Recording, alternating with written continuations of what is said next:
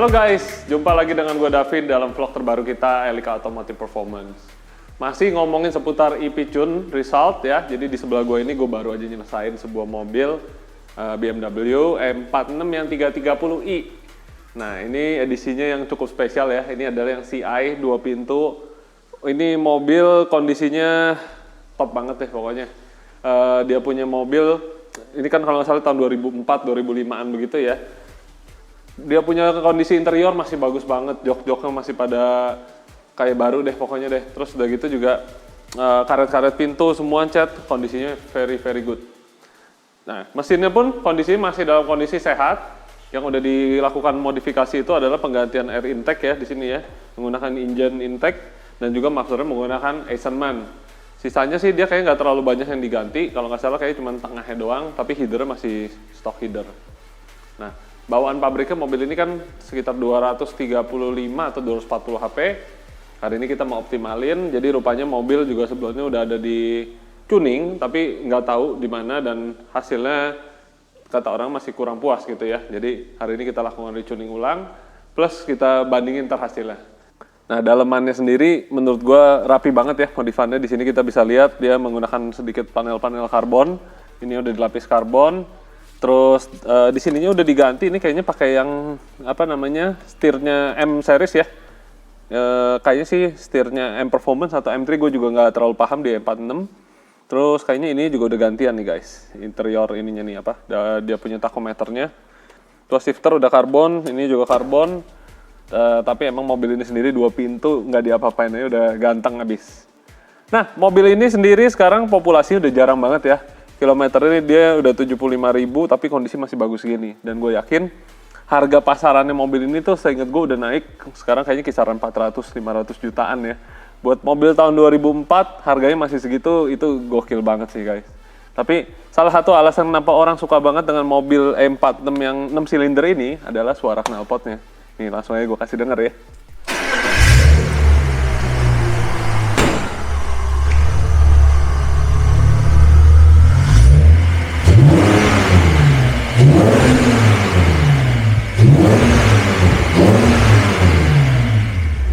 Nah suaranya itu loh guys, suara daripada mesin apa BMW 6 silinder itu nggak tergantikan. Makanya orang seneng banget sama mesin dari mobil ini sendiri, karena di berikutnya juga di E90 itu juga ada, tapi menurut gue tampilannya itu seri 3 yang pas adalah di E46.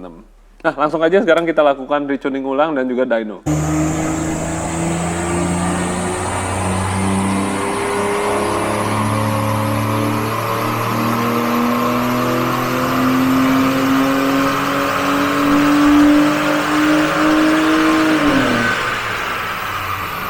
Seperti yang gue tadi bilang, mobil ini sebenarnya udah pernah di-tuning, jadi tadi kita run yang udah di-tuningnya, kita standarin mobilnya dan terakhir kita lakuin retuning ulang. Di sini kita bisa lihat ya hasilnya, yang full standar itu yang warna kuning, grafik yang warna kuning ya di sini, dan yang warna merah ini udah di-tuning sama orang. Udah lumayan ada kenaikan power, tapi di sini dia ngedip dan atasnya juga kayak keriting gitu ya.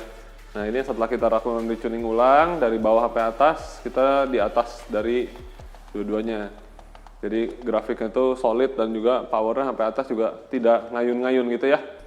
Torsinya juga sama, seperti yang tadi dilihat dari kenaikan power, ini torsi kita yang warna biru ya, di atas dari semuanya, solid sampai RPM atas nih.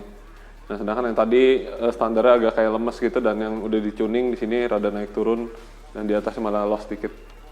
Terus kenaikan powernya yang di engine-nya aslinya 235 HP, sekarang kita mencapai sampai 258 horsepower. Wih, lumayan banget ya.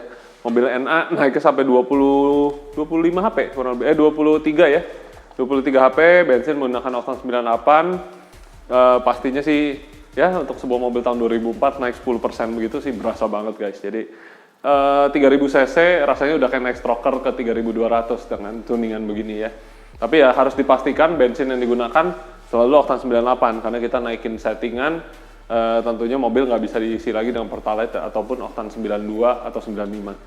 Nah, di sini makanya kita selalu tanya kepada customer apa yang mau dipakai bensinnya, sehingga nantinya settingan kita optimalin itu jadinya nggak terlalu over atau mubazir buat mereka gitu ya, karena nanti jadi terlalu berat untuk isi bensin ini. Bagaimana lebih baik didiskusikan di awal.